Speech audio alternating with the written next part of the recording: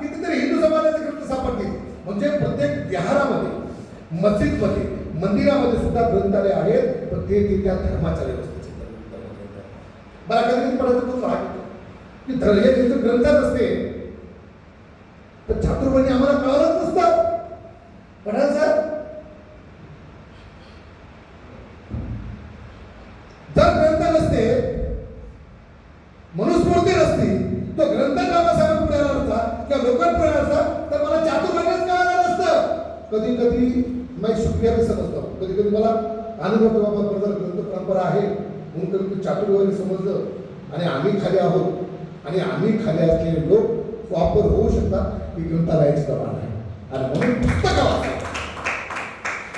ग्रंथ माणसाला शाळे करत नाही.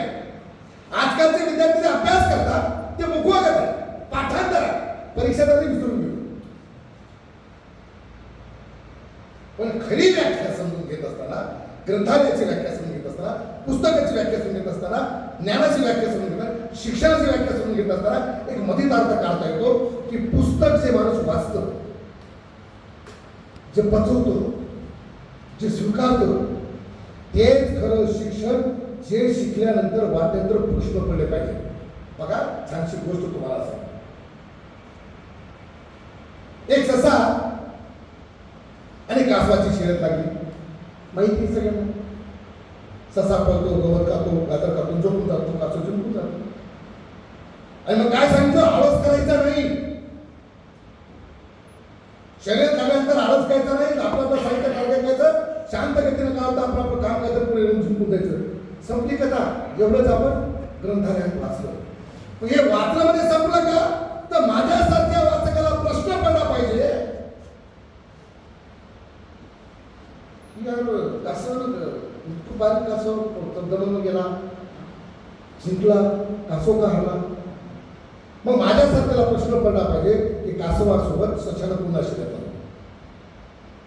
पहा, वाचन कशाला बनायचं? आणि मग ससा कासवाला म्हणतो मला तुझ्यासोबत पुन्हा शर्यत लावायची. कासव म्हणतो अरे सशाला मी तुला आत्ताच हरवलं. मग पुन्हा शर्यत लागते. कासव म्हणतो शर्यत लावायला तयार आहे, पण ते नदीच्या पलीकडे जे आंब्याचं झाड दिसतंय त्या आंब्याच्या झाडापर्यंत जो पहिला जाईल तो जिंकला. ससा हरल्यामुळे गर्विष्ठ झाला. हरल्यामुळे तो काय त्याला नर्वस झाला. त्याला मला जिंकायचं मान्य म्हणतो. पुन्हा शर्यत लागते. पळत पळत जातात. नदी येते, ससा तिथं थांबतो, कासव येतो, कुटकुर उडी मारतो, पलीकडे जातो, पुन्हा जिंकतो. आता ससा पागल झाला की हे कसं शक्य आहे? नाही नाही, मला याला हरल्याशिवाय मी सोडत नाही. पुन्हा जंगलात जातो. सिंहाला, वाघाला, हुंडाला, खरडाला, सशाला पुढे आपल्या खंडानेला घेतो. उंदराला, माकडाला सगळ्यांना त्याला म्हणते एक शेवटचा चान्स मला त्यामध्ये देतात, याला हरल्याशिवाय सोडत नाही. तो कासवाकडे पुन्हा येतो. तुझ्यासोबत पुन्हा शर्यत लावायची म्हणतो. कासव म्हणतो बंद हरला, बजारला म्हणता काय करतात किती वेळा हरायचं म्हणतो. नाही नाही बरं काम नाही, तुम्हाला हरल्याशिवाय मला सोडायचं नाही. ठीक आहे बाबा, आता नियम बदलू. माझे मी जे म्हणत ते नियम लागतील. मान्य म्हणजे नियम तुमच्या मनावर. नियम क्रमांक 1, शर्यत सुरू झाल्याच्या नंतर जिथं जिथं सपाट जमीन, टेकडी जमीन कुठली जमीन असेल तिथं तिथं तू मला पटकवून घेऊन पाहायचं. ससा म्हणा मान्य, काय मोठी गोष्ट का तुझं आहेच का मला. ओके. नियम क्रमांक 2, जिथं जिथं पाणी आहे तिथं तिथं तू माझ्या पटकवून बसायचं आणि मी बसायचं. हा मान्य, मला ते पण मान्य. पुन्हा ठरलं नदीच्या पलीकडे आंब्याचं झाड, आंब्याच्या झाडामध्ये आपलं जायचं. मग कासव आपला शांत, त्याला माहित होतं की हा जिंकल्याशिवाय मला सोडणार नाही. आणि सतत सतत ही स्पर्धा मला वेळ घालत नाही, मजा नाही, मला काही इंटरेस्ट नाही खोद्यामध्ये मला सगळं. मग कासवाच्या शर्यत लागली, सपाट जमली, on your mark get set लागले पळायला. पळत असताना ससा कासव सशाच्या पाठीवर नदीपर्यंत गेलं. नदीपेशी आल्यानंतर ते थांबलं. कासव उतरलं. कासवानं सशाला पाठवून घेतलं. मधात उडी मारली. आला तो पलीकडे गेले. दोघं ससा नाचायला लागला. मी जिंकलो तर आनंद झाला. सगळं कोण म्हणाले सशा तू जिंकलं खरं आहे, पण ते कासव पण जिंकलं ना. हे कसं काय? अंतच्या मोक्षावर करणार आम्ही दोघं पण जिंकलो. म्हणजे गोष्ट तिथं संपली होती. कसा ससा कासव गवत खाऊन झोपला होता. गोष्ट इथं आम्हाला माहिती आहे, लॅबच्या पुस्तकात तिथं पाहिजे. पण याच्या पुढे एक गोष्ट निर्मिती होऊ शकते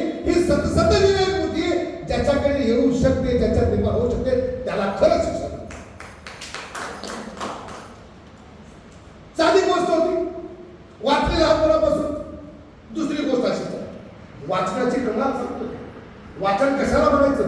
एखादी पुस्तक वाचलं ते म्हणजे असं तर असं तसं तर तसं म्हणत नसतं. त्याच्या पुढे तुम्हाला काय, कसं आणि कशासाठी हा प्रश्न जेव्हा निर्माण होतो, प्रश्न जेव्हा पडतो, तेव्हा त्या खऱ्या शिक्षणाचं स्वरूप, खऱ्या शिक्षणाचा अर्थ त्या माणसाच्या बुद्धीमध्ये पोहोचला असं मला वाटतं. एक सुंदर गोष्ट आहे. एक लाकूड तोड्या जंगलात जायचा, लाकडं तोडायचा,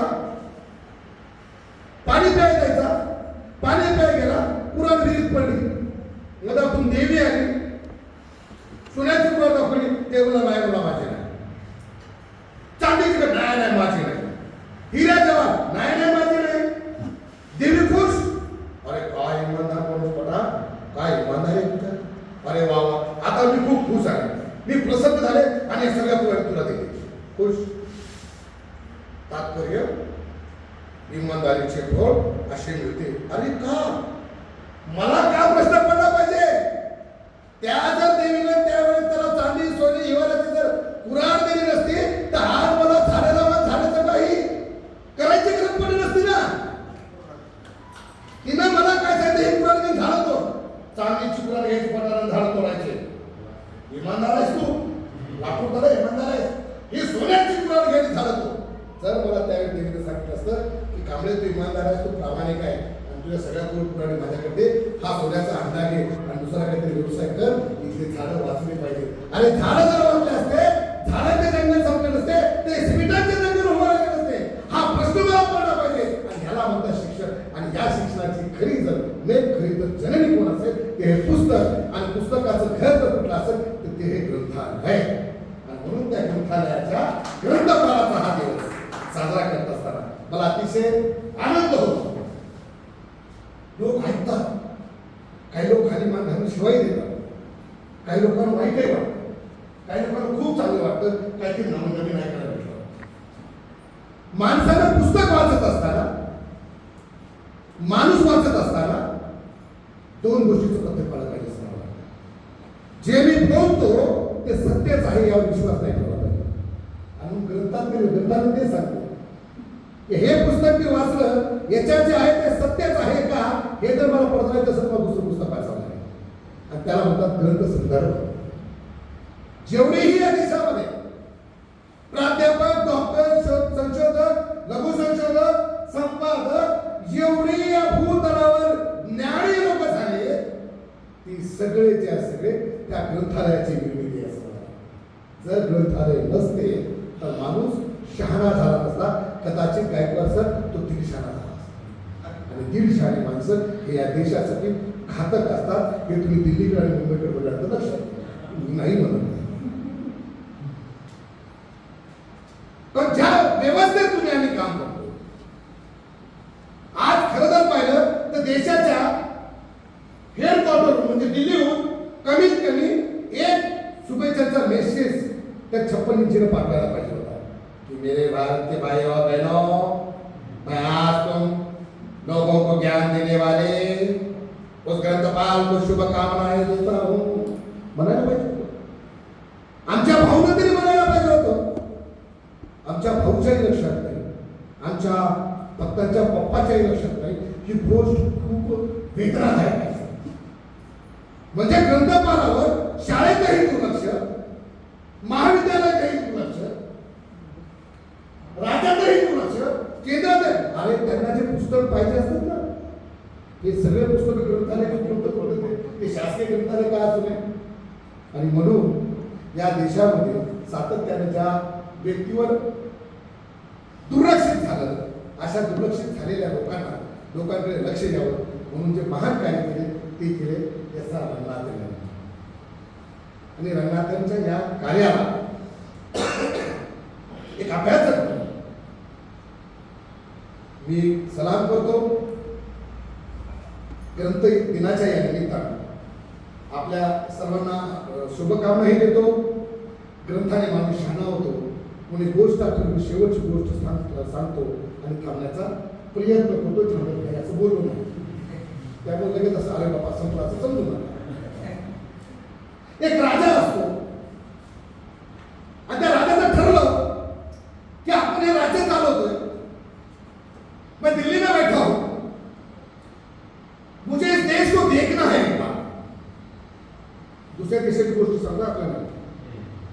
म्हणजे असं घेऊ नको पण असं रडू नको तुम्ही काय आणि त्याला असं वाटलं की माझ्या राज्यात नेमकं चाललंय काय मी जाऊन बघितलं पाहिजे. बरं मी तर असंच केलं तर लोक ओळखतील अरे हा जाकीर तिकीट लागेचे अरे आपला हे निघाला मग तो वेशांतर करत मस्त राज्यात जातो गेल्याने जातो दुकान मिस्त्री अमक धमक कारखाने मोबाईल शॉपिंग दुकान सगळं पाहतो आणि येता कला महाविद्यालयाच्या पाठीमागून जाता जाता एका खिडकीवर लिहिलेलं असतं येथे डिग्र्या मिळतील येथे डिग्र्या मिळतील.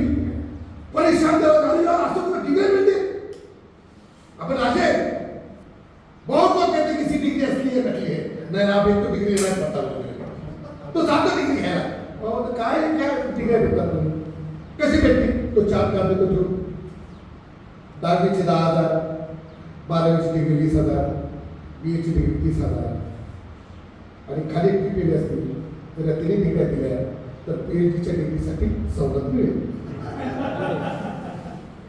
आणि मग राजा पैसा त्याच्या खिशात पैसे करतो BAची डिग्री घेतो आणि जातो. राजा आपल्या घोड्याजवळ येतो घोड्यावर बसतो टाच मारतो घोडा आला तयार नाही. घोडा तो लहान असताना राजा लहान असताना राजाच्या बापांकडे दिलेली गिफ्ट लहानपणापासून घोडा त्याच्यासोबत राहतो. पुन्हा टाच मारतो घोडा आला तयार नाही. घोड्याकडे पाहतो आणि राजाला असं सुचतो अरे मी डिग्री घेतली याच्यामुळे कदाचित माझ्या घोड्याचं मन दुखलंय.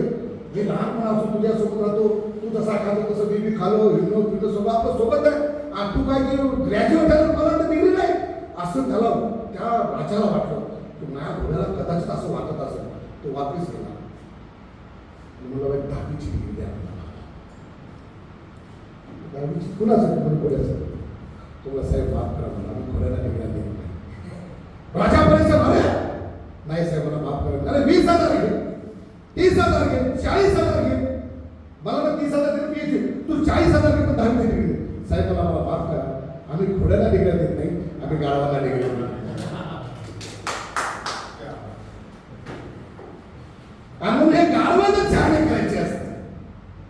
गाढवांना घोड्याच्या रूपात जर विसर्जन करायचं असेल तर मला असं वाटतं पुस्तकाशिवाय पर्याय नाही आणि पुस्तकाचं ज्ञान नाही ग्रंथालय न म्हणता याला ज्ञान मंदिर म्हणून या वास्तूचा कला महाविद्यालयाचा जो मुख्य जर काय असं आपल्याला ऑफिस दिसते आपला थंब झाला सही झाली या प्रकारे होईच आमची लक्ष द्यायचे बाबा विचार म्हणून काय म्हणून कारण ती मशीन तर करून थँक्यू होती सर म्हणून मुख्याध्यापक म्हणून प्राचार्य म्हणून का म्हणून ती मशीन विचारली थँक्यू म्हणते आल्याला थँक्यू म्हणजे तेव्हाही खुश आणि जाताना थँक्यू म्हणजे की लय खुश सादर पाहून पण याच्याही ज्ञान ज्याला ज्ञानाची गरज जो ज्ञानाचा भुकेला आहे विद्यार्थ्यानं आणि अभ्यासकानं त्या चातक पक्षासारखं असलं पाहिजे की मला कुठलं कधी पुस्तक मिळेल हे पुस्तक कधी भेटलं की मी वाचलं पाहिजे आणि हे पुस्तक वाचताना मला पुन्हा भेटेल की नाही यासाठी या पुस्तकाचं संग्रह मी माझ्या डोक्यात केला आणि या पुस्तकातून मी पुन्हा सांगतो प्रश्न पडू द्या जोपर्यंत तुम्हाला प्रश्न पडणार नाही तोपर्यंत तुम्ही वाचलेल्या वाचनाला त्या पुस्तकाला अर्थ राहणार नाही. आपण मला बोलवलं माझं ऐकून घेतला बोलण्याचं खूप काय आहे पण मला मर्यादा अशी आहे की माझ्यासोबत बसलेले सगळे सिनियर प्राध्यापक आहेत डॉक्टरेट आहे.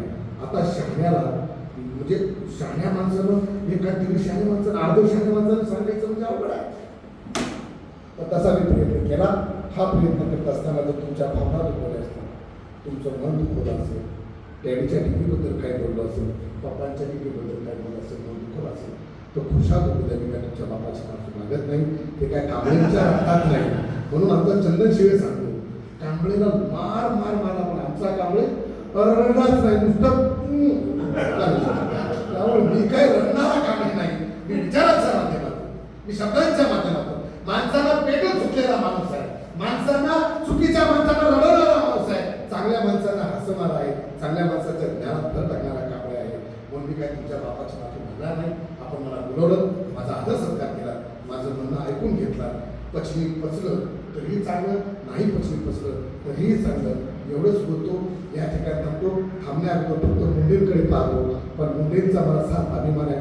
ज्या मुंडेंनी कसं खावं काय खावं याचं ज्ञान अख्ख्या भारताला दिलं आणि चांगल्याला सळोखी पळत केलं. त्याचा वंशज, त्याचा नातेवाईक, त्याच्या नावाचा सारखा माणूस मुंडे माझ्यासमोर बसलाय. त्यामुळे मुंडे